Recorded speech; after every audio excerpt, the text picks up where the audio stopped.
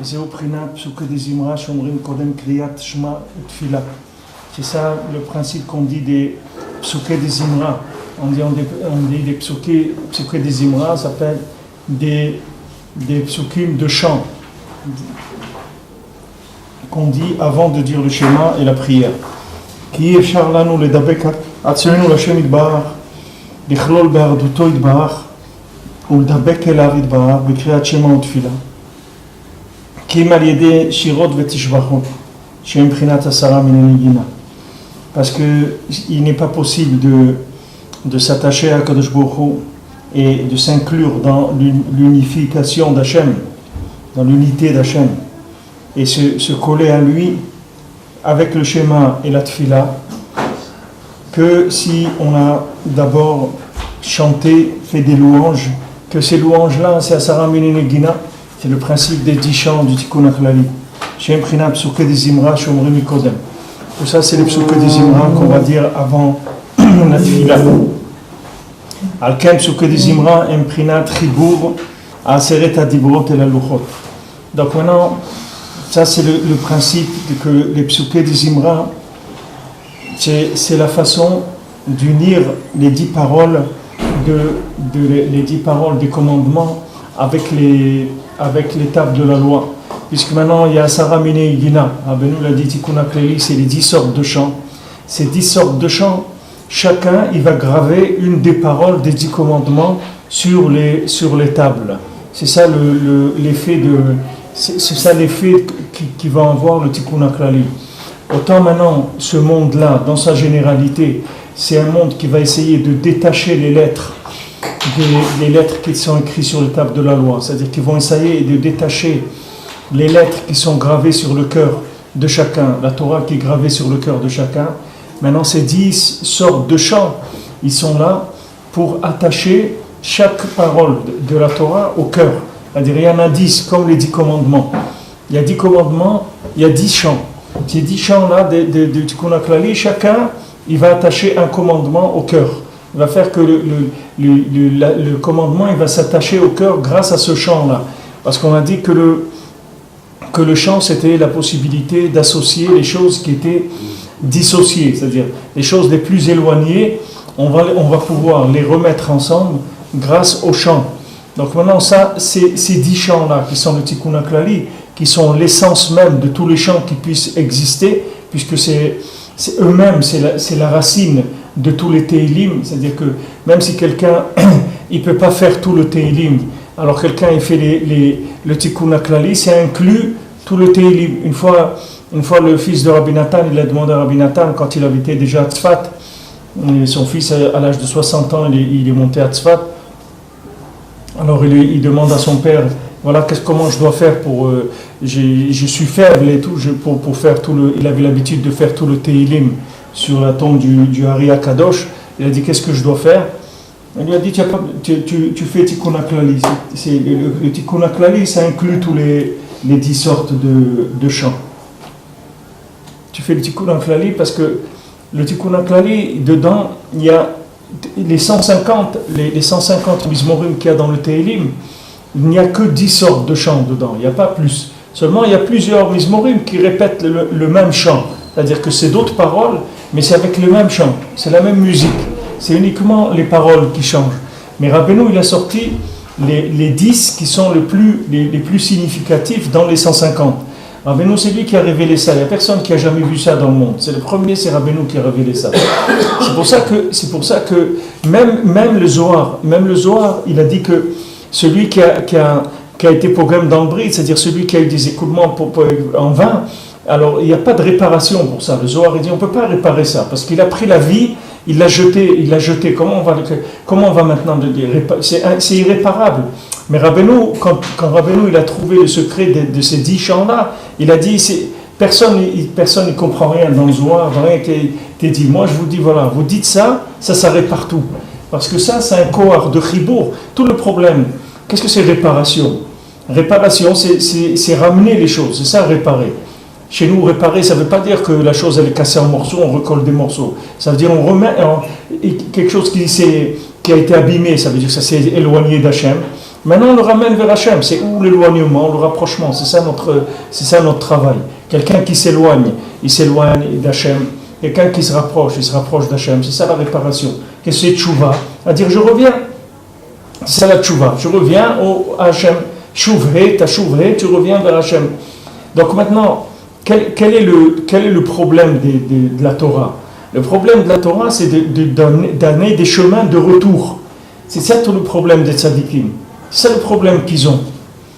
Rabbeinu dit dans les 7 mendiants, il dit maintenant voilà quelqu'un il a tiré une flèche déjà. Et il dit est-ce que tu peux la ramener la flèche une fois que tu l'as tirée? Alors il y a un tzaddik qui est là-bas, il dit ouais moi, même si la flèche elle a été tirée, je peux la ramener. Et il y en a un qui dit et maintenant si la flèche elle a atteint déjà la personne, elle a été tirée, elle est rentrée dans la personne, tu peux l'enlever de là-bas? Et il dit ouais je peux l'enlever de là-bas.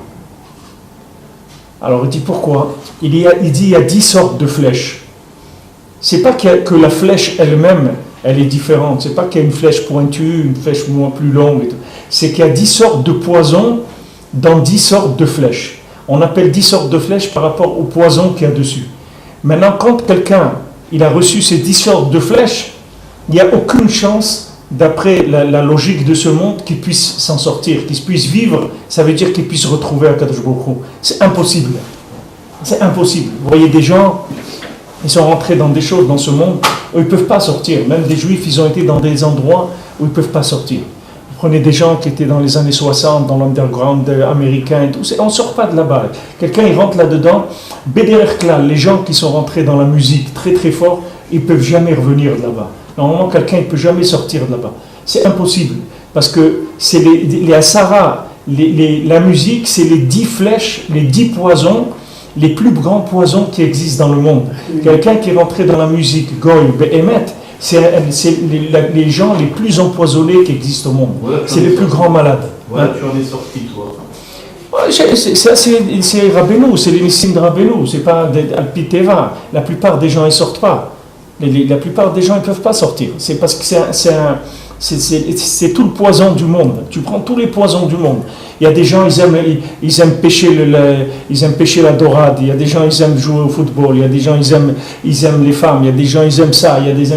Mais ça, la musique, c'est le plus puissant de toute la Touma qui existe dans le monde.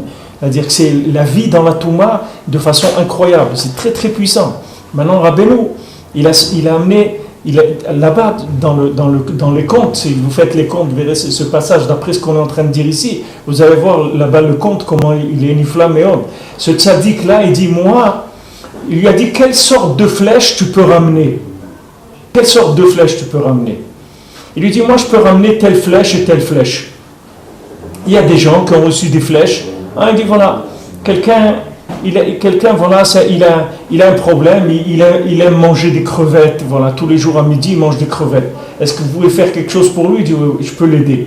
Alors on va lui faire des trucs qui ressemblent aux crevettes cachères, on va l'embrouiller un petit peu, quelques mois, on va lui faire un peu de trucs, après ça y est, il va sortir de là, et il n'y a pas de problème. Alors lui, ce tzaddik, il a dit, moi, telle sorte de flèche, je peux la ramener, même si la personne elle a été atteinte, je peux le ramener.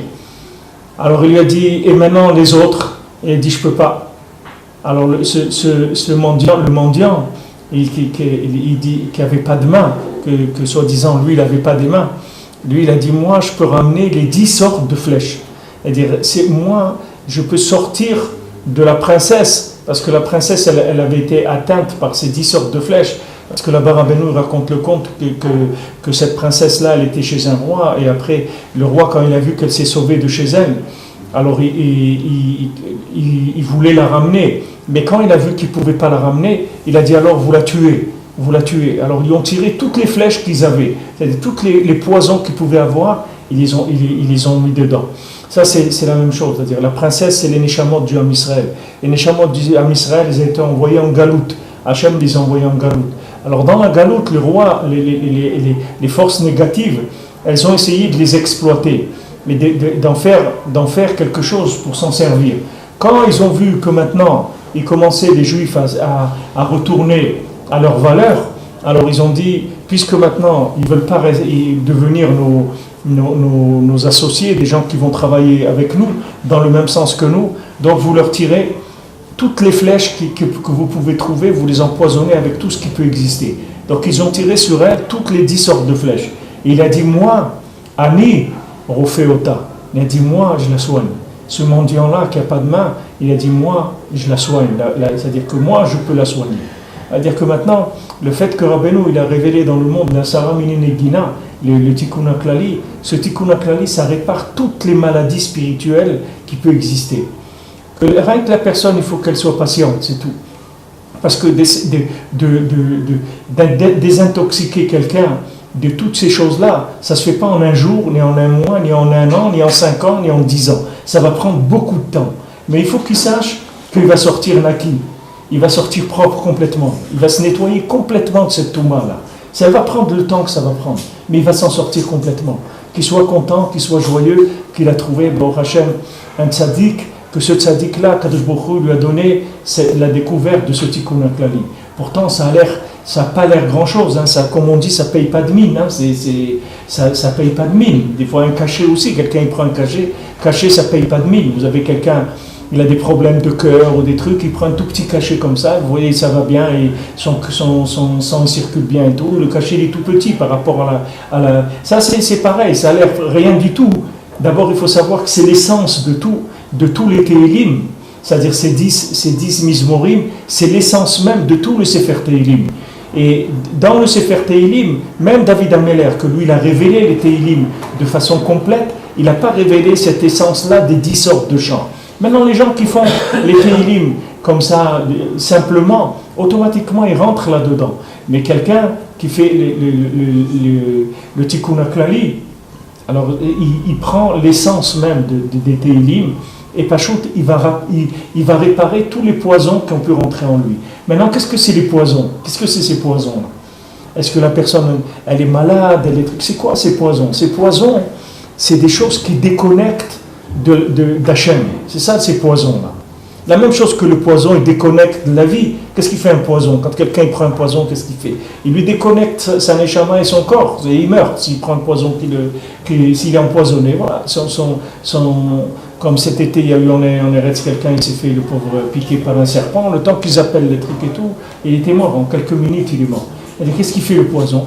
Le poison, il enlève l'âme du corps. Il éjecte l'âme du corps. C'est ça le lien du poison. Il sépare ça. Maintenant, un poison spirituel, c'est quelque chose qui va handicaper la personne par rapport à la spiritualité. C'est-à-dire, si une personne, n'importe quoi, tu vas lui dire comme mitzvot, il ne va pas avoir le goût dans rien du tout. Tu vas lui dire, viens faire la tfila, il va dire, qu'est-ce que c'est viens, fais ça, la tri. Viens donner la tzedaka, mais pourquoi je vais leur donner? C'est tous ces gens-là. Il est malade, Pachout, il est malade. Il ne trouve pas d'endroit où se connecter. Dans rien, il arrive à se connecter de ce qu'est la Kedusha. Il est malade, c'est-à-dire... Alors maintenant, il y a des gens qui sont malades sur 3 flèches, 5 flèches, 8 flèches, 9 flèches. Et il y a des gens, c'est les 10 flèches, c'est-à-dire tout. C'est-à-dire qu'il n'a pas d'accès, Birlal. Il n'y a aucun accès possible. Il n'y a pas ni Torah, ni le Zohar, ni la Torah, ni la Lacha, ni le Tanakh, ni les mitzvot, rien. Il n'y a rien qui lui dit rien du tout dans la Torah. Rien. Il n'y a aucun moyen de le connecter sur rien. Ça, c'est des gens qui ont été atteints par les 10 flèches. Et ces 10 flèches-là, c'est Beika, ça se trouve dans le Nigun de la Klippa. Les Nigunim de Klippa, les gens qui sont les promoteurs de ces Nigunim-là, c'est des gens qui sont complètement là-dedans. Mamash complètement. C'est-à-dire qu'ils sont noyés dans ces poisons-là. Et eux, ils diffusent ces poisons dans le monde. Maintenant, les gens, ils écoutent. Alors, il y a toutes sortes de gens. Il y a des gens, quand ils écoutent des musiques, ça leur fait pas grand-chose. C'est-à-dire ça les atteint pas beaucoup parce qu'ils n'ont pas le kécher avec cette musique-là. Par exemple, aujourd'hui, tu vas écouter de la musique classique ou autre, ça peut ne rien te faire du tout parce que tu peux ne pas être sensible, tu connais pas le langage de cette musique-là. Mais dans chaque génération, le Satan, il met sur le marché de la musique qui est en rapport avec la sensibilité de la génération. C'est pour ça que maintenant, Par exemple, les grands-parents et tout, quand les gens ils écoutaient du rock'n'roll, ils disaient arrête-moi ce casse-tête-là, comment tu peux écouter ce casse-tête-là toute la journée? Et le jeune il dit mais ils ne comprennent rien, ils ne savent rien. Comment ils peuvent pas, ils sentent rien, ils sentent pas qu'est-ce qu'il y a là-dedans. Mais comment ils peuvent appeler ça un casse-tête? Les jeunes ils ne comprenaient pas, ils voyaient que l'autre il dit c'est un vieux, il est malade, il ne comprend rien et tout. C'est parce qu'ils n'avaient pas le langage pour communiquer avec ça. Mais celui qui rentre là-dedans, et si Chaz Shalom il rentre beaucoup là-dedans, c'est des nissim qui sortent de là. C'est-à-dire c'est le tzaddik qui vient, et Mamash il lui donne la Asara Minin Negina de la Kedusha. Avec ça il peut le sortir. Elle veut le sortir de ces 10 sortes de flèches là. Pachout, ces flèches-là, ce sont des flèches qui font le contraire de la tchouva. Comme on dit en hébreu, ils disent en hébreu moderne, Chazar Besheela, il est retourné dans une question. C'est-à-dire, ils disent la tchouva, c'est une réponse. D'abord, il a fait tchouva, après, il est retourné dans la sheela. C'est-à-dire, il est rentré dans la réponse, après, il est retourné dans la question. Ça veut dire que maintenant, il s'est déconnecté. Il s'est déconnecté, c'est-à-dire qu'il a trouvé quelque chose, il est tombé dans quelque part qu'il a déconnecté du kesher avec Hachem. Alors, pour Hachem, la plupart des gens, ils ont un petit peu de kesher. Il y a quelque chose qui marche toujours, une flèche ou deux, il n'a pas été atteint d'une flèche ou deux ou trois. Mais il y a des gens, c'est les 10 flèches. Et ces gens-là, tu ne peux pas les ramener. C'est-à-dire, c'est que le tzaddik qui peut les ramener. Personne ne peut leur parler. Personne ne peut leur dire quoi que ce soit. Parce qu'il n'y a plus rien de quoi s'accrocher. Il n'y a plus où s'accrocher dans ce monde. Il ne peut plus avoir accès à la Kedusha, c'est ce qu'il dit ici. C'est-à-dire, Hachem, qui se trouve dans n'importe quel endroit, tu ne peux plus lui graver sur son cœur. Toutes les lettres que tu vas trouver, elles ne peuvent pas atteindre le cœur. Parce que le poison qu'il a, c'est quelque chose qui lui enlève à chaque fois le lien avec ça. Tout ce qui va être Kedusha, il va s'éloigner à 1000 km de ça. Tout ce qui est Torah, il va s'éloigner. Tout ce qui est rapprochement d'une mitzvah, il va s'éloigner. Rien, tu vas voir des gens, tu leur dis, mais donnez une pièce à la tzedaka, quelque chose. 1 centime, ça, une pièce de quelque chose, 10 centimes, ça, c'est une valeur d'une prouta. 20 centimes, quelque chose. Rien, il ne peut pas s'approcher de ces choses-là. Alors ces gens-là, c'est vrai que les Asara Minin Negina, si Rabbeinu ne l'avait pas amené ça, personne ne pourrait s'en sortir. Et d'un autre côté, le Rebbe, quand il a découvert ça, il a dit, moi je vais soigner tout le monde entier, ne vous faites pas de soucis. Parce qu'il n'y a que 10 sortes de flèches, il n'y en a pas plus. Et voilà, les 10 sortes de champs qui vont réparer les 10 sortes de poisons. Ça y est, c'est réglé. L'affaire du monde, elle est réglée. Mais en fait, vous n'avez qu'à diffuser le Tikkun HaKlali et faire dire le Tikkun HaKlali, que les gens disent le plus possible le Tikkun HaKlali, et ça va le réparer, c'est tout. Je ne sais pas s'il y a un livre dans le monde qui a été imprimé autant que le Tikkun HaKlali. C'est des millions, c'est peut-être même des centaines de millions. Moi, personnellement, je sais que des millions, j'ai vu passer des Tikkun HaKlali. En marge des millions, des gens commandaient 100 000, 200 000, c'est-à-dire des quantités énormes. Mais c'est récent, ne croyez pas que le monde il a mérité ça. C'est récent. Même qu'il y avait le Tikkun HaKlali à l'époque de Rabbeinu, de Rabbi Nathan et tout, il ne s'imprimait pas comme ça. Le premier ici à Yerushalayim, il avait imprimé à l'époque 5000 Tikkun HaKlali, tous les gens lui ont dit mais tu es un fou complet, 5000 Tikkun HaKlali, c'est quoi? Mais aujourd'hui, qu'est-ce que c'est 5000? Je vous dis, les gens, 100 000, ils font par 100 000 les Tikkun HaKlali. Vous voyez des gens, c'est pas de rapport avec Breslev, pas Breslev. Vous voyez des gens, ils ont Tikkun HaKlali, ils font Tikkun HaKlali, c'est pas, parce que c'est une réparation, c'est la réparation générale. Ça répare toutes les déconnexions que la personne a pu avoir avec Hachem. C'est la réparation du champ. C'est ça, la réparation véritable. C'est-à-dire d'arriver à remettre dans la personne le fonctionnement du champ de la Kedusha, pour qu'il se remette en contact avec Akadosh Baruch Hu. C'est ce qu'il dit ici. Que maintenant, que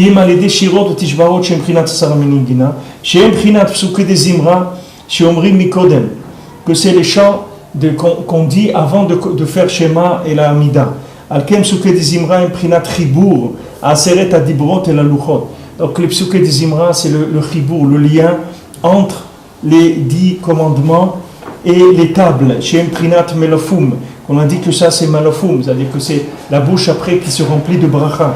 Qui kara chibur chez l'otiot hagdoshim, chez la sarat dibrot et la luchot. Parce que toute l'union qu'il y a entre les lettres saintes et des 10 commandements vers l'étape de la loi, c'est grâce au chant et aux louanges, au prina psuké des Zimra, que ça c'est les psuké des Zimra qu'on fait le matin avant la prière, avant de faire le schéma, avant de faire le yotzer. Alken hem asara hallelujot. C'est pour ça qu'il y a 10 aussi hallelujot. On dit alléluia, il y a 10 alléluia. Keneged asara tadibrot shem keneged asara minenegina. Parce que c'est 10 alléluia, c'est par rapport aux 10 commandements qui sont par rapport aux 10 sortes de chants. Il faut savoir ce qu'il dit Rabbi Nathan ici, c'est des choses qui sont très très profondes, c'est-à-dire des choses très avancées. Le monde, il va découvrir ça. Le monde, il commence à peine à découvrir ce que ça veut dire, ces choses-là. Et il y aura des gens qui vont comprendre qu'est-ce qui se passe ici. Qu'est-ce que Rabbi Nathan il est en train de dire. Qu'est-ce qu'il a fait, Rabbi Nathan? Parce que Rabbi Nathan lui-même, son livre, c'est le chibour. C'est le chibour entre la halacha et la Kabbalah. C'est ça, lui-même, tout son chibour, tout ce qu'il a écrit, c'est qu'il a relié la halacha avec la Kabbalah.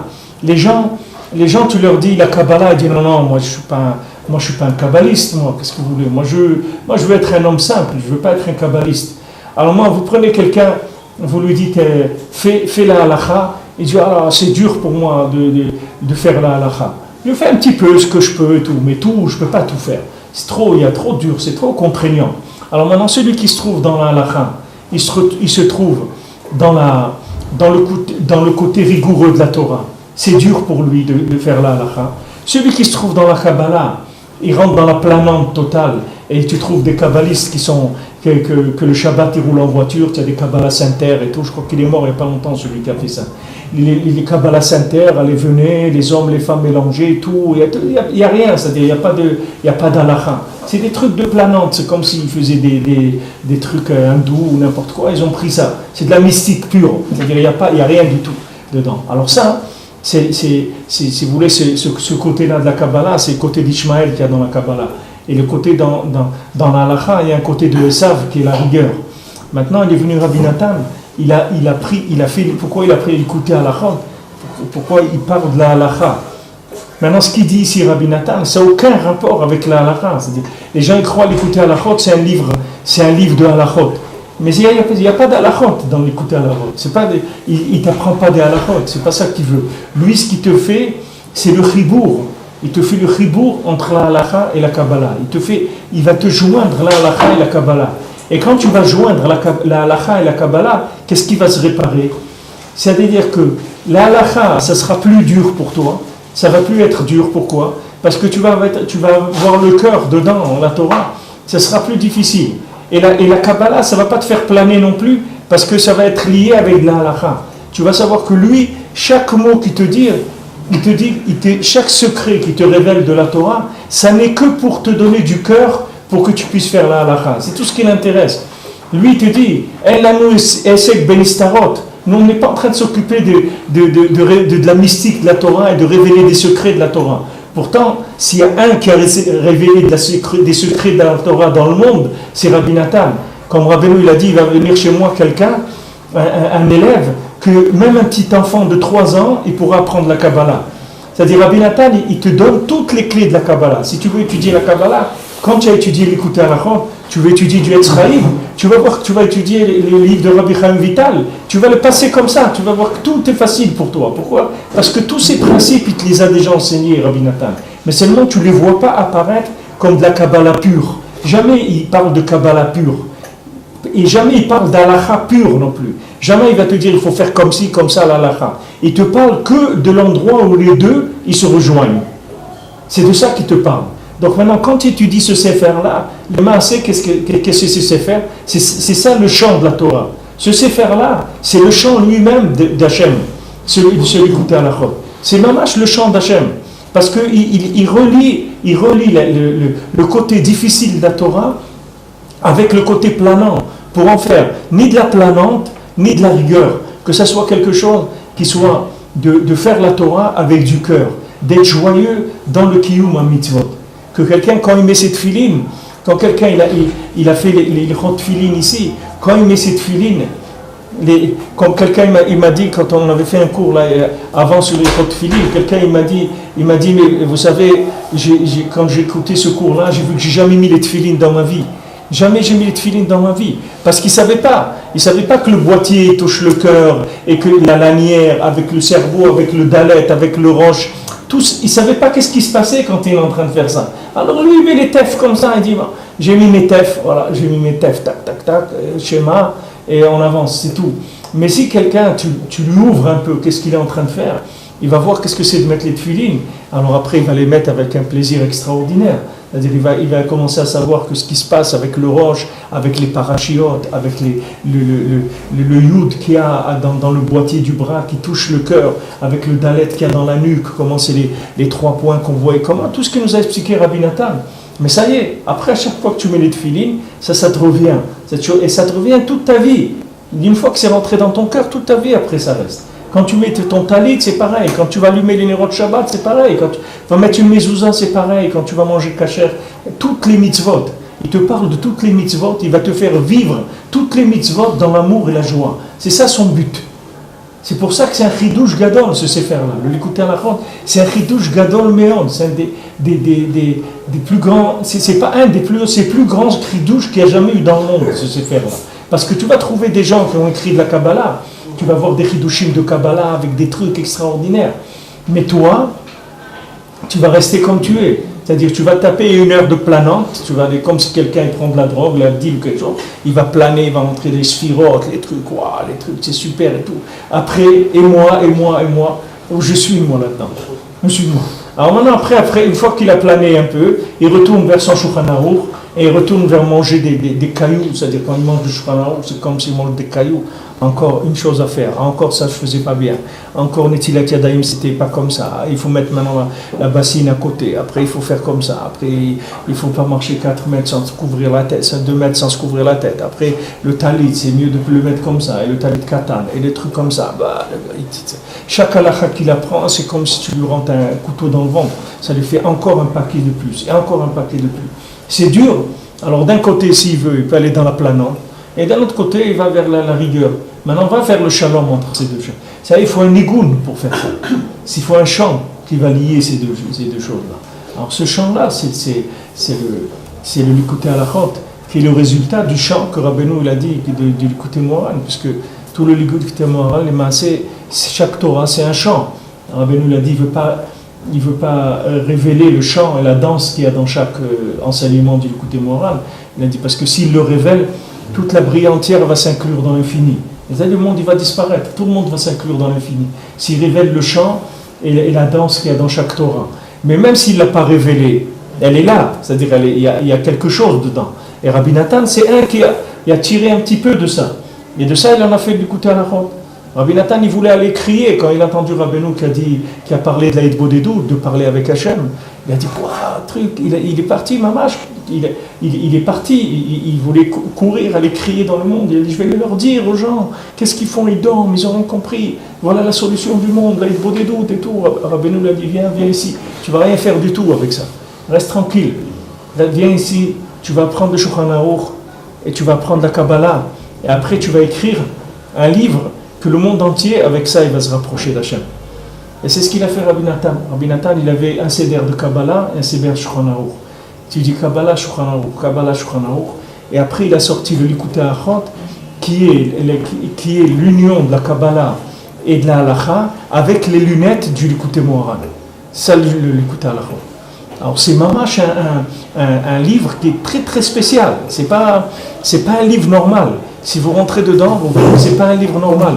C'est pas un livre comme vous pouvez étudier tous les livres que vous voudrez, jamais vous trouverez ça. Parce que chaque livre, il a une tendance à droite ou à gauche. Chaque livre que vous étudierez, c'est soit il va un peu trop dans la mystique, soit il va trop dans la rigueur. Et à un moment, vous allez vous fatiguer. Soit vous allez fatiguer de la rigueur, soit vous allez fatiguer de la mystique. Il y a des gens, ils sont tellement dans les rigueurs, dans l'étude de la Torah, vous ne pouvez même pas étudier avec eux la Torah. Dès que vous asseyez une demi-heure avec lui, vous suffoquez, parce qu'il est dans des rigueurs, ça asphyxie. Il y a des gens, ils planent tellement que vous étudiez avec la Kabbalah et tout, vous avez l'impression après qu'est-ce que vous allez faire. Vous allez sortir faire c'est un cerf-volant, qu'est-ce que je vais faire. Alors maintenant, le lien entre ces deux, il n'y a pas des sfarim comme ça n'existe pas des sfarim comme ça. Maintenant, le Likutei Moharan, il est très très élevé. C'est un sefer qui est très très élevé. Et à travers le Likutei Halachot, on va pouvoir rentrer dans le Likutei Moharan. C'est pour ça qu'une fois qu'on a étudié la Torah, on a fait la Torah, on a fait le Kitzur, on a fait tout ce qu'on a fait pour Hachem dans chaque Torah, comme on fait. Après, on rentre dans le Likutei Halachot, et là, Mamash, il t'explique chaque détail de la Torah, il va te l'expliquer, il va te le faire vivre. Chaque détail qu'il y a dans la Torah que tu es en train d'apprendre dans l'Likutei Moharan, chaque chose, il va te la faire vivre. Mais il va te la faire vivre toujours en jonction avec la halakha. Jamais il va te lâcher les pieds. Jamais, toujours il va t'attraper les pieds. Il va pas te laisser, jamais il va te laisser planer. Toujours les pieds par terre. Jamais il va te faire monter que tu vas planer. Toujours, il va t'amener toujours à la réalité. Tu vois par exemple, le Birkat Kohanim. Il te dit maintenant que le cas de la Birkat Kohanim, c'est qu'il te répare ton keli pour recevoir les chassadim d'Hachem. Il nous a expliqué tout ça. Mais maintenant, chaque fois que tu écoutes Birkat Kohanim, ça y est, ça ne va plus te saouler le Birkat Kohanim. Tu n'es pas en train de prier pour qu'il n'y ait pas de Kohen dans le minyan pour gagner 2 minutes. Parce que tu dis non, au contraire, qu'il y ait un Kohen. Avant qu'il y ait un Kohen qui vienne, moi, il va nous réparer notre keli pour recevoir les chassadim. Mais ça y est, ça t'a ouvert le cœur. Avant chaque truc que tu peux enlever de la tefila, tu es content qu'on l'enlève. C'est normal, c'est des poids. Quelqu'un il a des poids sur lui, tu lui enlèves un, il est content. Tu lui enlèves 2-3 kilos, il se sent mieux, il n'y a pas de problème. Tout le monde, c'est normal, c'est tiv'i. Rabbi Nathan, il t'ouvre le cœur que la chose, c'est plus un poids. Parce que maintenant, quand tu as compris comment ça marche, c'est nifla. Après, tu es content alors tu te concentres dans la Birkat Kohanim et tu fais toutes les kavanotes qui te dit ici. Tout ce qui t'a dit que c'est Birkat Kohanim, pendant qu'il fait la Birkat Kohanim, tu demandes Hachem, aide-moi, que maintenant que j'écoute la Birkat Kohanim, Mamash, ça me répare mon keli pour que je puisse recevoir la lumière de la Torah dans des récipients et que cette lumière, elle soit bien faite, ce soit un bienfait pour moi. Voilà, il y a des kavanotes, elles sont simples, mais ces kavanotes-là, ça inclut toutes les kavanotes de la Kabbalah. Tu prends tous les sfarim de Kabbalah sur Birkat Kohanim, si tu pouvais les prendre et les réunir et faire le shalom et en trouver quelque chose de simplifié de tout ça, voilà ce que tu vas trouver, ce que lui te dit ici. C'est pour ça que les gens, moi je vous dis ça par expérience, parce que j'ai des élèves, des gens qui ont étudié avec moi, qui ont étudié la Kabbalah pendant des années dans les yeshivot de Mekoubalim en Eretz. Et quand on a commencé à étudier l'écoute à Achot ensemble, quand il est retourné dans les yeshivot de Mekoubalim, il dit, mais d'où tu sors ces trucs de Kabbalah? D'où ça te vient? On a dit, voilà, mais c'est des choses... Il n'y a pas chez Rabbi Chaim Vital, il n'y a pas chez le Harizal, il n'y a pas chez le Ramak, d'où ça vient? Parce que lui, c'est toute la Kabbalah et le Shulchan Aruch unifié et simplifié. Donc il y a tout là-dedans. Et ça, c'est le chant. C'est ça le lien du chant. Le nigoum, c'est ça. Le nigoum, c'est ça. C'est le principe du nigoum. C'est qu'il va ramener la lettre sur le cœur. La lettre, c'est la forme, c'est la halakha. Le cœur, c'est la mystique, c'est un mishkan de la sensibilité. Maintenant, comment on fait que un se grave sur l'autre? Comment on fait? Pas que le cœur, le cœur, il est même dans la Torah, il y a des choses qui sont des plaisirs dans la Torah, le Shabbat, tout ça. Alors la personne, elle a du plaisir quand elle boit un bon vin, le Shabbat, tout ça, ça lui fait plaisir. Mais tout le côté des choses de la lettre, de la forme, ça le dérange. C'est-à-dire tout ce qui est halakha, c'est dur pour lui. Il faut arriver à rentrer ces lettres-là, les graver sur le cœur. Cette forme-là de la halakha, du Shulchan Aruch, il faut qu'elle rentre dans le cœur. Il faut que le Shulchan Aruch, ça soit quelque chose qui soit agréable, plus quelque chose qui soit comme ça, comme une contrainte. Alors ça, le principe dans la tefila, ça rentre dans le lien que la Aseret Adibrot, elle se grave sur les louchot avec les Asara Mine Negina. C'est-à-dire le Tikkun HaKlali, il va vous graver la halakha dans le cœur. Il va vous faire rentrer la halakha dans le cœur. Que ça ne va plus être une contrainte du tout. Ça va être la vie. La vie, c'est tout. C'est pour ça que les gens disent la religion. C'est pas, je vous l'ai dit 100 fois. Les juifs, c'est pas une religion. C'est pas une religion juive. On ne dit pas la religion juive. Toutes les autres choses, c'est des religions. Les juifs, c'est pas une religion. Hachem, il a créé le monde avec la Torah. La Torah, elle était avant le monde. Il n'y a pas de religion. Quelqu'un est né juif, qu'il veuille ou pas, il est juif. Et quelqu'un qui devient juif, qui s'est converti au judaïsme, jamais plus il pourra devenir un goy. C'est terminé. C'est pas une situation qu'on peut changer. Quelqu'un, il est né juif, et ben ça y est. Tant pis pour lui, c'est tout. C'est comme ça. Tant mieux pour lui, tant pis pour lui, comme il veut, là où il se trouve, là où il vit. Mais tu peux aller nulle part, tu peux pas changer. Même si quelqu'un va dans tous les cultes du monde, ça ne changera rien du tout. Un jour, il y aura sa grand-mère de Nathaniel, elle va venir, elle va lui mettre une claque, elle va lui dire Moshe, tu rentres à la maison, c'est tout. Il n'y a pas de. Il n'y a pas de. Il y a Hazor Abaita, c'est tout. Moshe, Hazor bien que c'était le plus grand chef spirituel qu'il y avait en Inde, dans les cultes et tout. Sa grand-mère, elle est venue, elle l'a sorti de là-bas, elle lui dit qu'est-ce que tu es en train de faire là, mon fils? Allez, rentre à la maison, allez, viens. On ne peut pas sortir de ça. Ce n'est pas quelque chose que quelqu'un peut. Il n'y a pas à sortir de ça. Donc maintenant, la halakha, il faut la vivre. C'est quelque chose qui est notre nature. Ce n'est pas quelque chose qu'on nous a collé sur. Mais comme maintenant, le cœur, il a été détourné à cause de ces poisons-là, ces 10 sortes de poisons, qui sont les maasés, les chants de Yelala, de la Klippa. C'est pour ça que cette Klippa-là, c'est-à-dire on ne dit pas son nom, mais qui s'appelle la Médioud tête, c'est cette Klippa-là qui fait que la personne, elle a des écoulements et tout, c'est la chanteuse de la Klippa, c'est le chant de la Touma. Le chant de la Touma, c'est celui qui amène ses écoulements, c'est le Gamabrit. Donc toute la guerre, ça va être entre les chants. C'est-à-dire, il y a des chants qui sont des chants de complainte et de Yelala. Et la semaine dernière, je sais pas, j'ai parlé du blues, je sais pas, quelqu'un m'a envoyé un mail, il m'a un peu incendié, il m'a dit que vous moquez des gens qui font du blues, ils ont fait ça. Il peut se moquer, le pauvre, il est réfouache chez les mains. Mais maintenant, le blues, c'est des chants de tristesse. Et les chants de tristesse, c'est des chants qui déconnectent le cœur d'Akadosh Baruch Hu. C'est ça le but. C'est des gens qui se plaignaient parce qu'ils travaillaient dur et qu'ils étaient pauvres et qui souffraient et ils ont fait des chants de Yelala. Maintenant, ce mot Yelala, il se trouve dans le nom même de cette Klippa qui amène les écoulements nocturnes, Chas v'Shalom. Celle qui fait que les gens, Chas v'Shalom, ils ont ces problèmes-là.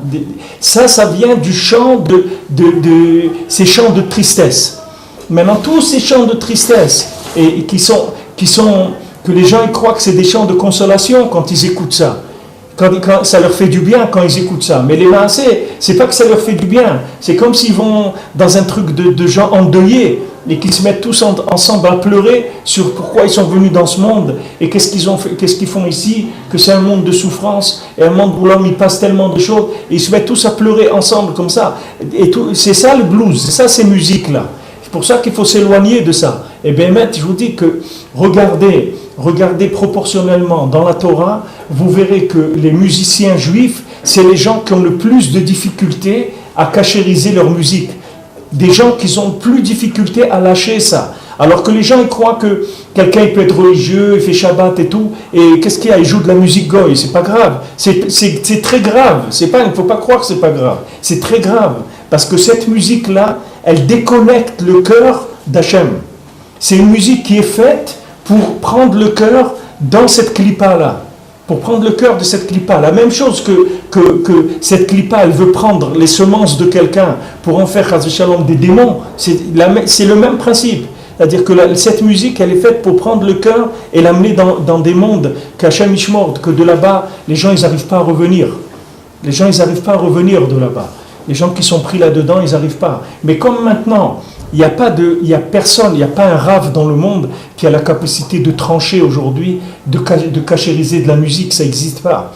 Il n'y a pas un rave qui écoute de la musique qui te dit ça c'est bon, ça c'est pas bon. Ça n'existe pas. Il n'y a personne qui a cette connaissance-là. Donc alors les gens, il y a des musiciens qui sont mamash, des gens qui sont bien, ils ont des familles, tout, ils sont dans la Torah, ils font tout, gardent Shabbat, ils sont même habillés comme vraiment des gens orthodoxes, tout. Et tu les vois, la musique qu'ils jouent, Hachem Ishmor, quelle musique ils font. Et ils ne se rendent pas compte du tout. Ils ne se rendent pas compte, ils croient que c'est de la musique, c'est tout. Qu'est-ce qu'il y a? Bon, c'est de la musique goy ou des trucs.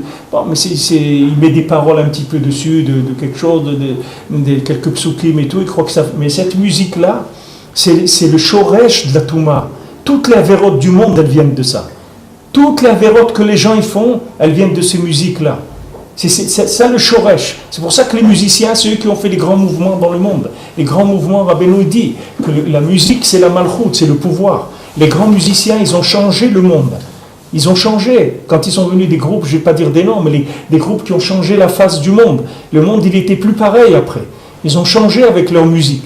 Parce que cette musique-là, elle est extrêmement dangereuse, il faut le savoir. Même si quelqu'un il est tombé là-dedans et ça fait mal d'entendre ça et c'est dur pour lui, il faut qu'il sache qu'il est en train de jouer avec des instruments de destruction. C'est vraiment de la destruction. Parce que cette musique-là, combien de cadavres elle a fait dans le monde, combien elle a tué de gens. Que Mamash, leur cœur, elle l'a branché sur autre chose complètement. Après, comment tu veux que cette personne-là ait le goût de rien? Elle peut avoir le goût de rien. C'est les 10 sortes de flèches. Alors maintenant, la seule chose qu'il y a, c'est que Baruch Hashem, la plupart de ces musiciens-là, ce n'est pas des grands musiciens. Alors ils ont encore dans leur musique, ils sont encore modérés, c'est-à-dire c'est une musique un peu modérée. Dans leur musique, ils ne sont pas arrivés au fond. Ils n'ont pas été au fond de leur recherche. S'ils avaient été au fond de leur recherche, Hashem Ishmor. Mais comme c'est un peu light, alors ça va, c'est pas trop grave. Mais c'est mieux de ne pas être mis à sec avec ça, du tout, de ne pas toucher ça. Pardon. Pourtant, il y en a beaucoup qui font faire des choses à des milliers de gens, des millions peut-être même. De quoi? Ces musiciens-là qui sont devenus orthodoxes, en général, c'est des gens qui ont fait des chouva. Et Mamash, ils utilisent des rythmes, mais ils collent des paroles de Hachem, c'est-à-dire ils collent un message. Ces gens-là, ils font faire des chouva à des millions de personnes dans le monde. Je ne sais pas s'ils font faire des tchouvas à des millions de gens. Oui, avec cette musique-là. Je n'ai entendu qu'ils aient fait. Qui est-ce qu'ils ont fait un tchouva à qui? Parce que tu ne comprends pas l'anglais. Mais qu'est-ce qu'on a? Mais ça, c'est pas de la musique, c'est ce que vous parlez là. Ça, c'est pas de la musique, Bichla. Quoi, ces musiques-là qui font des ta-ta-ta, c'est pas de la musique, ça. C'est pas ça de la musique. Moi, je pense que c'est pas ça de la musique. Ça, c'est pas de la musique, c'est stam, des trucs. Comme ils font dans les gens, ils jouent dans les mariages et tout. Il y a un piano électrique avec de la batterie électrique et ils chantent Mazal Tov et tout ça, il n'y a pas de problème. C'est pas ça la musique. Je parle de la musique, c'est un kécher, c'est un lien avec des mondes. C'est une musique qui fait des liens avec des mondes. Et cette musique-là, qui est le contraire des Asara Minenegina, c'est-à-dire ces musiques qui viennent de la Yelala, c'est-à-dire des musiques qui viennent de la complainte des gens. Vous voyez le visage de ces gens-là quand ils chantaient à Woodstock ou à truc. Vous voyez des gens, vous voyez toute la tristesse, toute la lamentation du monde sur leur visage. C'est ça que vous voyez. Alors cette musique-là, vous voyez les gens, ils entendent ça. Ils disent c'est super, pourquoi? Parce que c'est de la lamentation. Comme eux, ils sont dans une situation lamentable. Alors maintenant, les lamentations, ça leur fait du bien. Mais ce qu'ils ne savent pas, c'est que ces choses-là, ça les empêche de trouver Akadosh Baruch Hu. Après, il veut se connecter avec Hachem, il n'arrive pas. Je ne parle pas de cette musique-là, qui est des choses qui sont à peu près toutes la même chose, avec le même rythme et les mêmes. C'est un fond, il y a un petit fond comme ça de bruit et dessus il chante. Ça, c'est pas de la musique. Je vous parle de la musique, des choses qui sont de la musique. Et il y a parmi nous, même dans Breslev, il y a des musiciens qui sont de niveau. Il y a des musiciens qui sont de niveau. La musique qu'ils font, c'est pas de la musique cachère. Elle n'est pas cachère. C'est des grands musiciens, mais leur musique, elle n'est pas cachère. Ils n'ont pas du tout cachérisé leur musique, rien. Rien qu'ils ont mis des paroles juives dessus, c'est tout. Mais le chant, c'est un chant triste. C'est pas un chant gai. Alors maintenant, quand quelqu'un il veut chanter des chants de Shabbat ou des chants de mariage et tout, il n'arrive pas à chanter ça, ça lui fait comme si c'est un peu chez lui des chants un peu ringards comme ça. Il dit mais c'est quoi ces chants-là et tout. Mais c'est parce que lui, il n'est pas au niveau Birla de la Simra. Il ne sait pas ce que c'est la Simra. Comment il va goûter ces choses-là? Très difficile pour lui. Non, quand on dit un petit Klali, parce que là-bas c'est tout le monde qui est dans la musique ou les enfants, la jeunesse, ils ne savent pas que c'est bien, c'est pas bien. Le point qu'ils écoutent, qu'ils disent Tikkun HaKlali, ça leur nettoie. Ça répare ça, bien sûr que ça répare. Donc même la musique, c'est pas ce qui va nous déranger maintenant. C'est sûr que ça dérange. C'est pas parce que maintenant, c'est pas parce que tu as trouvé un médicament que tu vas aller prendre la maladie. 24 heures sur 24 avec son Walkman, tout ça, je n'écoute pas la musique. Elle n'a pas écouté la musique, elle me dit que moi ça ne m'intéresse pas de toi. Alors si je lui dis fais-moi plaisir, dis le Tikkun HaKlali, et que ça qui peut avoir peut-être une chance. C'est pas une chance, et c'est sûr que ça va réparer. Il n'y a aucune chez là. Mais seulement, si quelqu'un déjà il est conscient du problème, alors il faut qu'il fasse attention, c'est tout. Mais c'est sûr, un jeune, quelqu'un qui est là-dedans, qu'est-ce que tu vas lui faire? Tu vas lui enlever ça, il va aller dans des choses pires que ça. C'est sûr, on n'enlève pas quelqu'un, on donne un tikkun. Mais je veux dire, si quelqu'un, il ne peut pas dire parce qu'il dit Tikkun HaKlali maintenant, alors il peut se permettre d'écouter toutes les musiques du monde. C'est pas parce que quelqu'un il dit le Tikkun HaKlali que les Khatrila, il va aller vers ça. Mais si quelqu'un il est pris là-dedans, Alors que c'est sûr de lui conseiller de l'aider à dire le Tikkun HaKlali. Et même il y a des gens qui m'ont dit qu'avant ils écoutaient de la musique. Et depuis qu'il y a ce gars-là qui a fait le Tikkun HaKlali chanté comme ça, il m'a dit ils écoutent que ça. C'est fini, ils n'écoutent plus de musique, ils mettent ça dans la voiture, et toujours quand ils roulent, ils écoutent le Tikkun HaKlali toute la journée en boucle comme ça. Le type il chante les nigoulim du Tikkun HaKlali, c'est simple, c'est une petite musique avec un peu de darbouka comme ça, c'est pas de la musique, il n'y a aucun chen tellement musical là-dedans. Mais le fait qu'il les chante, c'est bien. J'étais en Guadeloupe, j'en ai pris, je sais pas, peut-être une centaine. De ces disques-là, de chanter. Dès que je suis arrivé, je les ai distribués partout. Tout le monde en Guadeloupe écoutait Tikkun HaKlali. En boucle, les voitures. Non, les gens ils aiment beaucoup ça. Même ici, il y a des chauffeurs de taxi. Il m'a dit, regarde, moi je le dis pas, mamache dans le livre, mais l'écouter toute la journée, je l'écoute. Je le mets, mamache, je l'écoute toute la journée, Tikkun HaKlali. C'est la réparation, mamache, du cœur. C'est pas une petite chose. C'est la réparation de la fonction du cœur à pouvoir ressentir la Gdusha. C'est pas une petite chose, c'est quelque chose, c'est un outil très très puissant, c'est un très grand médicament. C'est pour ça que c'est raval les gens qui le font pas tous les jours. C'est les massés par rapport à ce que ça rapporte, c'est pas grand chose, c'est 7 minutes, 8 minutes, 10 minutes. Si quelqu'un il le fait en light, bien sûr, si quelqu'un il veut rentrer dedans, c'est 20 minutes, une demi-heure, mais même si quelqu'un il le fait comme ça, normalement, une dizaine de minutes, ça suffit, mais ça a une action extraordinaire, c'est-à-dire de nettoyer le cœur de toutes ces attaches qui s'est fait avec des mondes du néant mamache, c'est parce que c'est des mondes du néant. Et ces grands musiciens que vous voyez dans le monde, qui étaient dans les années 60 et tout, c'est des gens très très énervés. Très énervé. Il y en a un qui est niftar, le pauvre Yid, cette semaine, dimanche dernier, c'était un Yid.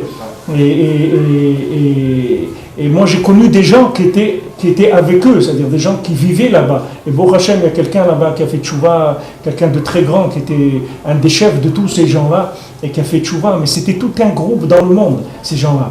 Ils étaient aussi avec ceux qui ont fait mai 68. Comme Bendit, il était avec tous les gens de mai 68. Et ces musiciens américains, c'était tout un groupe dans le monde. Et ces gens-là, revenir de là-bas, mais c'est impossible, Bichlal, impossible. C'est des gens, ce Yid-là, que Hachem, il est pitié de sa neshama, c'est des gens, il souriait jamais dans sa vie. Les gens, ils ont dit jamais il a souri dans sa vie. Il sourit jamais. Jamais il sourit. Toute sa musique, c'est que des nerfs. C'est que des nerfs et de la révolte contre la vie, contre tous les trucs. C'est mamache terrible, c'est des choses terribles. Quand quelqu'un rentre là-dedans, il va sortir de là. Parce que c'est pas quelqu'un qui t'écrit un article méchant ou des trucs. C'est pas ça. C'est qu'il te fait vivre cette tristesse-là. Il te la fait vivre, il te la met dans ton cœur. Et après, tu sors dans la rue, tu n'as plus envie de travailler. Des gens ils commencent à écouter ça, ils ne vont plus travailler. Ils ne peuvent plus. Qu'est-ce que vous allez travailler?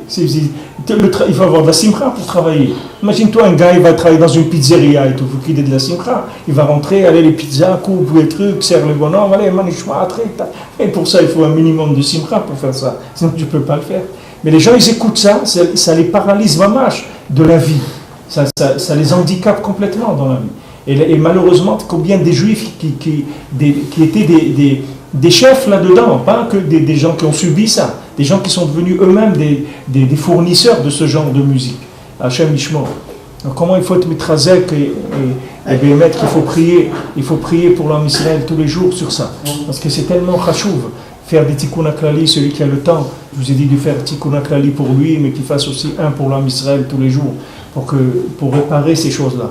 Parce que quand le cœur il est parti, qu'il a été atteint par ces flèches-là de poison, Hachem Ishmor, c'est très très difficile de revenir. C'est une grande souffrance, c'est une très très grande souffrance le temps qu'on va extraire ces flèches et qu'on va soigner ça, et qu'on va refaire un cœur, qu'on va redonner à la personne la possibilité de ressentir la Torah, d'aimer Eretz Israël, l'âme Israël, d'aimer la vie, Pachout, de se marier, d'aimer des enfants, d'avoir des enfants, de les aimer et tout ça, toutes ces choses-là. Pachout, l'amour de la vie, Pachout, c'est pas évident d'arriver à ça pour les gens qui ont été atteints par ces maladies-là. Alors, c'est ça qu'on fait Shirat Hayam. Tous les jours, on chante le chant qu'on avait dit dans l'ouverture de la mer Rouge, qui Kriyat Yam Souf au Prinat Ktivat Sfarim Akdoshim chez la Torah. Par Kriyat Yam Souf, est-ce que c'est l'ouverture de la mer Rouge? C'est l'écriture des Sfarim de la Torah. Shiu Davar Nifla Meod, c'est une chose extraordinaire. Shiu Cholim Litzayer Orotiot Torah la Sefer. Que maintenant des lettres de Torah, elles puissent se dessiner sur un livre, qu'on puisse écrire des lettres de Torah sur un livre. Hashem Yitbarach me'avato et Israël, me'akadosh baruch hu, dans son amour pour l'homme Israël, me'tzamtzem otam betzimtzumim niflaim. Qu'est-ce qu'il fait? Hashem, il contracte ses lettres dans des contractions extraordinaires. Achiuchlu l'Issayer la Sefer, que les lettres, elles peuvent venir et se dessiner sur un livre. Vezeu prinat kriyat yam souf. Et ça, c'est le principe même de l'ouverture de la mer Rouge. Je vous avais parlé de ça, Mina Shamaim, avant. J'avais dit qu'une chifra, c'est écrit qu'une servante, elle a vu dans l'ouverture de la mer Rouge plus que ce qu'il a vu Yecheskel Hanavi. Puisqu'il a vu Yecheskel Ben Bouzi, il dit que Yecheskel Hanavi, même qu'il a vu le chariot et tout, il n'a pas vu autant qu'elle a vu une simple servante dans l'ouverture de la mer Rouge. Parce que quand il y a eu l'ouverture de la mer Rouge, les mansés, c'est l'ouverture du cœur, c'est ça l'ouverture de la mer Rouge. L'ouverture de la mer Rouge, c'est un otem bayam derer, Rabbeinu dit les kavanot de la tchouva, un otem bayam derer, que tu trouves un chemin dans la mer. Quand dans l'océan, tu arrives à trouver un chemin, tu trouves ton chemin dans l'océan, ça c'est le nian des kavanot de la tchouva. Alors Rabbeinu Natan dit qu'il kriyat yam souf moral chidush haolam. Qu'est-ce que c'est kriyat yam souf? Ça montre chidush haolam. Emunat chidush haolam. Qu'est-ce que c'est emunat chidush haolam? Ça veut dire que maintenant, tout ce qui se passe naturellement, tu as la émouna, que c'est une répétition du vouloir d'Hachem. Par exemple, tu prends la pesanteur, tu prends un objet, tu le lâches, il tombe. Chaque fois que tu le lâches et qu'il tombe, c'est parce qu'Hachem il a revoulu une autre fois que tu le lâches et qu'il tombe. Et si maintenant Hachem il change son vouloir, tu vas le lâcher, il va monter, il ne va pas tomber. C'est-à-dire qu'il n'y a aucune loi naturelle. Les lois naturelles, c'est une répétition de la volonté d'Hachem. C'est ça, il n'y a pas de loi naturelle. Que l'eau, ça mouille, c'est Hachem, il veut à chaque fois, il entretient ce vouloir, il le répète, tout le temps. Mais s'il y a derrière ça un vouloir renouvelé, ça s'appelle Emunat Chidush Haolam. C'est ça la base de la Emuna. C'est qu'il n'y a pas de nature, il n'y a rien qui tourne en circuit fermé, que tout maintenant ce qui se passe, et qu'apparemment c'est naturel, c'est un vouloir répété d'Hachem. À chaque fois, il a revoulu et revoulu et revoulu des milliards et des milliards de fois. C'est ça qui fait que la chose, tu crois qu'elle se fait naturellement. Mais il n'y a rien de naturel. Chaque fois que tu rentres dans ta voiture, tu démarres et ça roule, il n'est pas naturel. La preuve, c'est que des fois, tu te mets dans ta voiture, elle ne démarre pas. C'est-à-dire qu'il n'y a rien de naturel. C'est un vouloir répétitif. Hachem, il répète tout le temps. C'est ça qui s'appelle Chidush Haolam. Shekmo Shebishat Abriya Kibetz Vekines Kolamaim Lemakom Echad. De la même manière, quand Kadosh Baruch Hu a créé le monde, il a pris toutes les eaux et il les a rassemblées dans un seul endroit. De la même manière, Kadosh Baruch Hu, il a dit à l'eau maintenant de s'ouvrir. Que l'homme Israël maintenant il passe dans la mer, qu'il puisse marcher en terre ferme au milieu de la mer. C'est-à-dire de la même manière que Kadosh Baruch Hu, il a réuni les eaux dans un certain endroit, dans plusieurs endroits. Avant le monde, c'était que de l'eau. Comme un bébé dans le ventre de sa maman, il vit d'abord une vie aquatique. Après, il sort dans l'air du monde et il faut qu'il crie et c'est l'ouverture des poumons. Et ça y est, il passe dans une vie où il va maintenant vivre dans l'air. Avant, il vivait dans l'eau.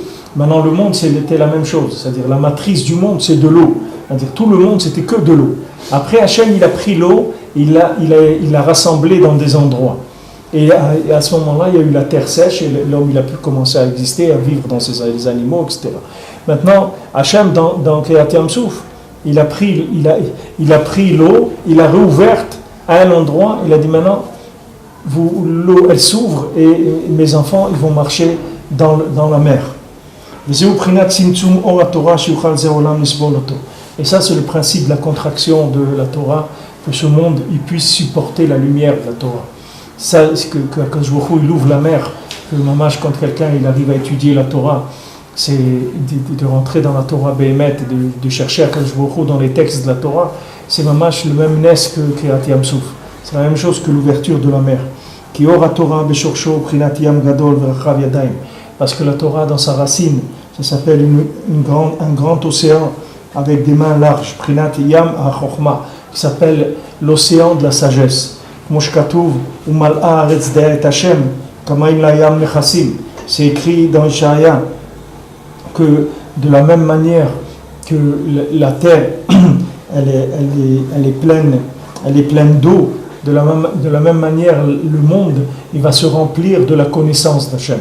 Ça veut dire que c'est le même principe, c'est-à-dire le fait que l'eau, elle remplisse le monde, c'est la même chose que la chokhma de la Torah, elle remplit le monde.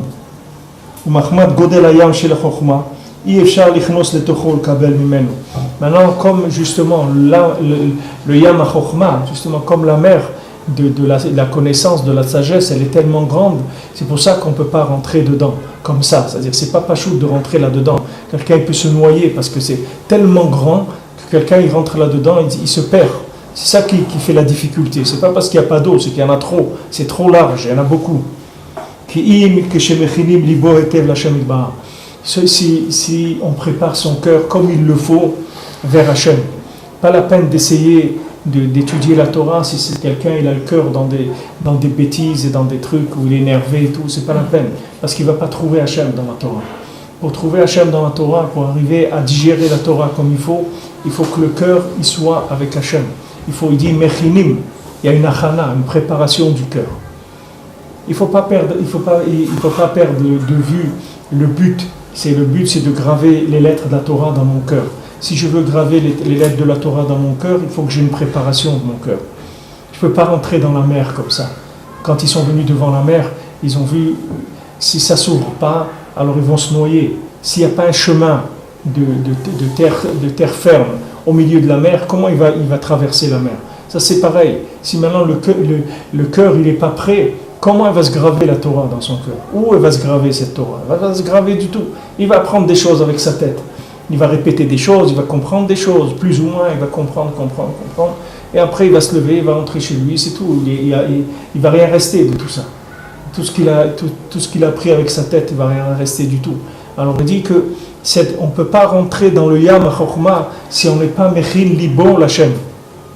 On a vu que vous avez fait les lachot, le Talmud Torah du Rambam, qu'il dit quelqu'un qui n'a pas des bonnes midot, il n'a pas le droit d'apprendre la Torah. On n'a pas le droit d'enseigner la Torah à quelqu'un qui n'a pas des comportements qui sont valables.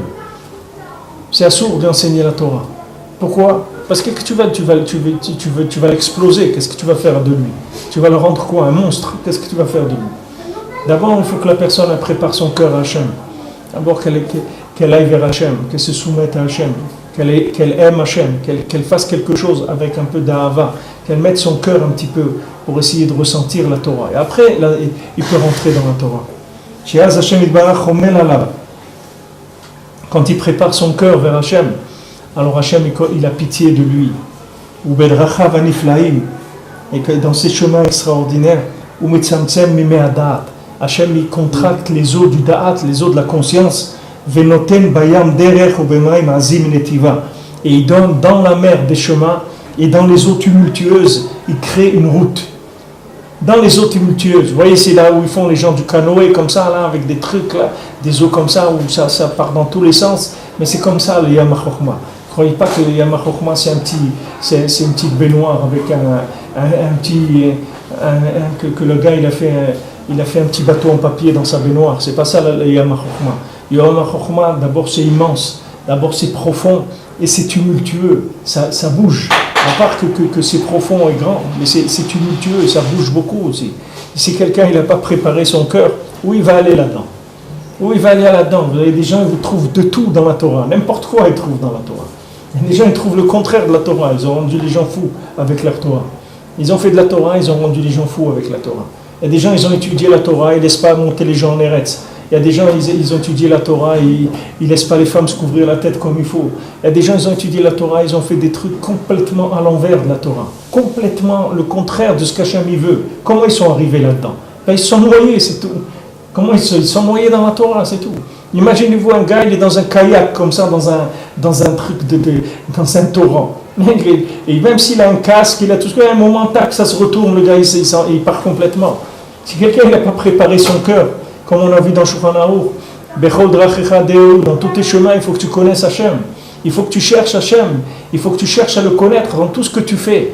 Mais si tu crois que maintenant tu vas t'accaparer la chokhma d'Hachem sans vouloir le connaître, sans mettre ton cœur avec lui, mais jamais tu vas trouver la chokhma d'Hachem. Tu vas te noyer dans la chokhma. Tu ne vas pas trouver Hachem. Tu trouveras tout sauf Hachem. Tout tu peux trouver dans la Torah. Tu peux trouver de l'argent, tu peux trouver du kavod, tu peux trouver des nerfs, tu peux trouver de la haine, tu peux trouver de la domination, tout ce que tu veux. Mais Hachem, tu ne vas pas le trouver. Parce que c'est un océan, c'est quelque chose qui est un tumulte terrible. Et c'est très profond aussi. Jamais tu peux savoir la profondeur de la mer, jusqu'où ça va. Tu ne sais pas combien. Tu vois l'eau comme ça, et les gens sympathiques, c'est gentil, tu rentres dedans, tu vas voir. Tu vas voir qu'est-ce que c'est la mer. C'est Hachem Ishmor, la mer, combien de gens elle a avalé la mer. C'est la même chose, la chokhma de la Torah, c'est la même chose. Mais si quelqu'un prépare son cœur, il vient dans la simplicité, il vient avec son cœur, il dit Hachem, regarde, moi, je veux me rapprocher de toi, moi je veux te connaître, moi je veux de la crainte d'Hachem Behemet, je veux de l'amour d'Hachem Behemet, c'est ça que je veux. Alors Hachem, qu'est-ce qu'il fait? Hachem lui-même, il se contracte de toutes ses possibilités de contraction, et il vient vers lui avec une chokhma qui est adaptée à ce que lui, il peut comprendre et il peut vivre. C'est-à-dire Hachem, il lui adapte la Torah à lui-même. C'est ça la gdoula d'Hachem. C'est qu'Hachem, il peut prendre ta forme, comme tu es toi. La seule chose qu'il te demande, c'est sois sincère dans ce que tu fais, c'est tout. Ne fais pas beaucoup, ne fais pas beaucoup. Les gens, ils veulent faire beaucoup pour faire croire qu'ils ont fait quelque chose. Ça ne sert à rien. Ça ne sert à rien. Ça ne sert à rien du tout de faire beaucoup. Maman, ça ne sert à rien. Mais si quelqu'un maintenant il met son cœur, Béhémet, il fait un petit peu, il met son cœur, il met un petit peu de cœur dans ce qu'il fait. Il fait un petit peu avec du cœur. Mamache un petit peu avec du cœur. Alors à ce moment-là, on peut arriver à trouver ce native là. Il y a des noms différents. C'est-à-dire il y a dans les chemins, il y a d'après la taille du chemin. Alors les mots en hébreu ils sont différents. Tu as derer, tu as netiv, tu as shvil, il y a beaucoup de... Mais tout ça c'est par rapport à la grandeur, de la taille du chemin. Alors maintenant il y a derer et il y a shvil et il y a netiv. C'est deux choses qui sont différentes dans la taille. C'est-à-dire derer, je crois que c'est plus grand que netiv, si je ne me trompe pas. Je l'ai vu ça, mais j'ai oublié. Mais ça c'est le tzimtzum qu'Hachem il fait comme Kriyat Yam Souf. C'est-à-dire qu'il lui fait un chemin dans l'océan. C'est-à-dire qu'il lui permet de trouver sa route pour circuler dans l'océan. Pour que les gens d'en bas ils puissent recevoir la lumière du Da'at de façon progressive et aussi de façon mesurée. Que ça soit progressif et mesuré. C'est ça le problème. C'est-à-dire que ça soit d'une façon progressive, et ça, comme Rabbeinu dit, c'est en Eretz Israël Beika, et que ça soit mesuré. Maintenant, Bezrat Hashem, on finit, mais je vous parle aussi du tikkun de la Negina, parce qu'on a parlé d'Asara Negina, mais aussi un grand tikkun de la Negina, c'est d'étudier la Gemara la nuit. D'étudier la Gemara la nuit dans la deuxième partie de la nuit. Si quelqu'un peut étudier la Gemara de la Mishnah, c'est pour ça qu'ils ont été Betaken, les Chachamim, qu'après Tikkun Chatzot, il y a des Mishnayot. Parce que c'est écrit dans Shulchan Aruch que tout de suite après avoir fait Tikkun Chatzot, tout de suite il faut faire de la Mishnah. C'est la première chose qu'il faut faire. Parce que la Mishnah, elle répare le kol. La Mishnah, elle répare le son, elle répare la musique. C'est quelque chose qui cachérise la musique. Mais Bezrat Hashem, on ouvrira sur ça, on développera.